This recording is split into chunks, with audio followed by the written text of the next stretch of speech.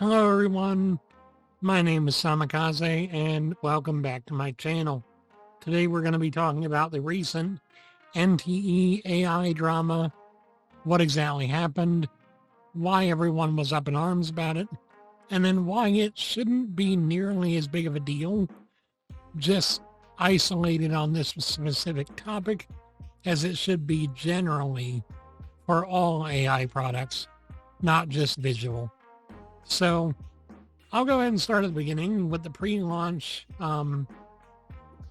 info that we have, where the producer Yang Lei publicly noted that AI was being used for atmospheric references, concept renderings, and placeholders / trial and error during development, but emphasized that no AI for core assets like characters, stories, or main art was used.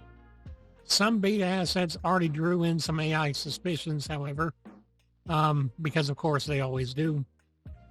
Post-launch, so just this last month, players spotted suspected generative AI assets in-game, mainly backgrounds, environmental posters and billboards, and short video clips and animations, such as the ones used in the Pink Paws Heist intro and in the theater. So a high-profile example of the billboards was an in-game billboard that closely mirrored a scene from Makoto Shinkai's Weathering with You anime, with claims that AI tells like distorted shadows or hands were used, whereas, you know, if you look at the actual image, that was the actual posing that was used in the anime itself, so that's not as clear. Other flagged items included clear skies in summer and the Pink Paws Heist event assets that were mentioned previously.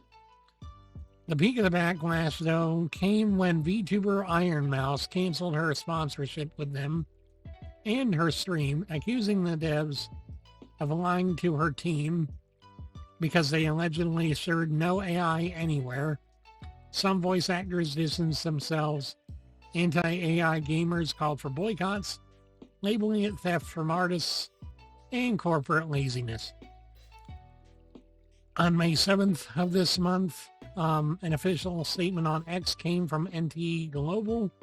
It said, "Dear appraisers, thank you for the feedback. It matters to us. Neverness to Everness is built on human creativity. The characters, stories, and world you experience are the work of artists, writers, and designers. AI-assisted tools were used only on a small number of background and environmental assets, not on the characters or stories that define this game. We're already reviewing and reworking the flagged assets, Clear Skies in Summer and Pink Paws Heist."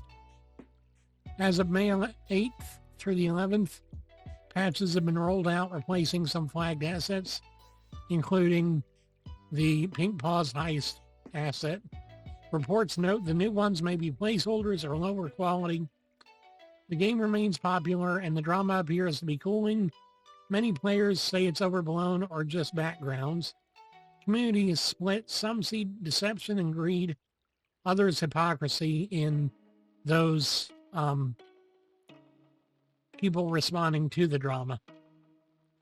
The key factual nuance, however, is the devs before release admitted limited AI-assisted use, not zero, and not on core content. They're fixing the specific flagged things and framing the game as human-driven overall. Accusations of stealing often point to visual artifacts and style matches, but no full independent audit exists. So that was the situation in a nutshell as it stands right now. Here's my thoughts, however. My stance right now is that AI is a tool shaped by our intent. Okay? Image gen shouldn't be the only scapegoat that is targeted while corporate greed displaces workers everywhere. Because here's the thing about AI. Yes, it hits artists and illustrators hard, especially when the medium of animation is becoming less and less of a gate-kept thing because of generative AI projects like Sora. Yes, it's been discontinued, but there are others that allow for really passable, if not high quality in some cases, animations. Many companies replace junior writers, however, with ChatGPT for blogs, social, and email posts. So the thing is, writing and content is also a huge problem with these LLMs especially, the large language models, because yes, freelance demand for basic graphics and illustration and animation have gone down. But the thing is, junior writers and a lot of writing gigs especially have also gone down. They have had an upwards of 20% to 50% cuts in freelance writing and translation jobs. Coding is especially egregiously ignored when it comes to the impact of AI, because if you've got things like Claude Code, Claude Code, which admittedly it's flawed, it's terrible, and the optimization is nil, but still, for companies that are just wanting a quickly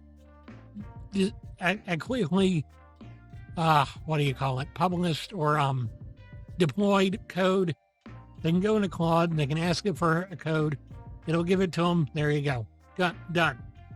And so coding and development have also been affected, with a 21% drop overall in software and web development jobs post ChatGPT. And then voice synthesis. This is the other area that is commonly disproportionately focused on when it comes to the AI antis and criticism, is that voice synthesis hurts voice actors. Yes, I agree. It does.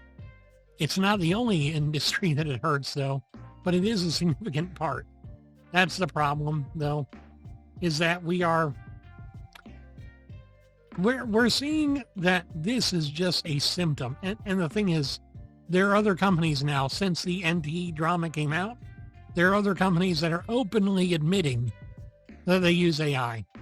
Sony, Epic Games, Xbox, plenty of different companies are coming out and saying, yeah, we're using generative AI in our projects.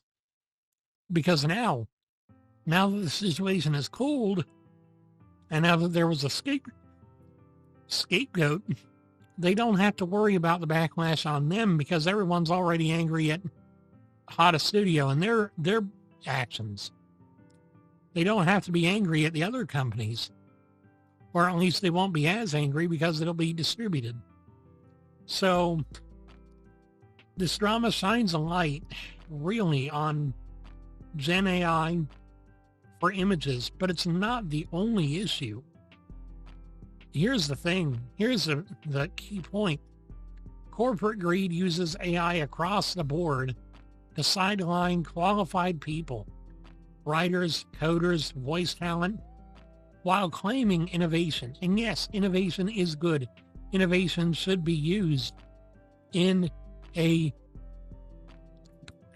platform and format agnostic way, and also in a very moderated fashion, so that way you can continue to uphold qualities and values that prioritize good versus efficient. Because if company prioritizes efficiency over principles, then they will never see success beyond a flash in the pan. The thing is, AI itself isn't evil. It's a tool. AI can be used in conjunction with human creativity for wonderfully awesome things. I've seen animations from other VTubers like Leaflet that look great. You know, we've all seen the Skybrows animations that have come out in the recent months, and how interesting and quite good they actually are. Yes, they're generative AI, But the fact of the matter is, even though it is generative AI, it's not taking away work from anyone, because it wouldn't have been possible without those tools. The creativity in some people's minds is only unleashed with these particular tools. They wouldn't have been able to do it with a strict idea guy, animator team, because sometimes that requires months and months and months of work, whereas stuff like this is churned out in a couple of minutes. So everything is verifiable, and everything is good in its particular box. I'm not saying AI is entirely good, but I'm not saying it's entirely evil too. I acknowledge the artist's valid concerns. Theft from training data is a real thing, and quality is also a real concern. But the broader displacement and the need for ethical corporate use is there. Ethics have to be central, even with the use of innovation. So that's all I have to say on this topic. I hope you guys have a wonderful time. If you didn't like this video, or if you found it helpful, please hit that subscribe button, hit that like button so people know that it's a good video. Share it with your friends if you like, and I'll see you in the next one. God bless. Take care.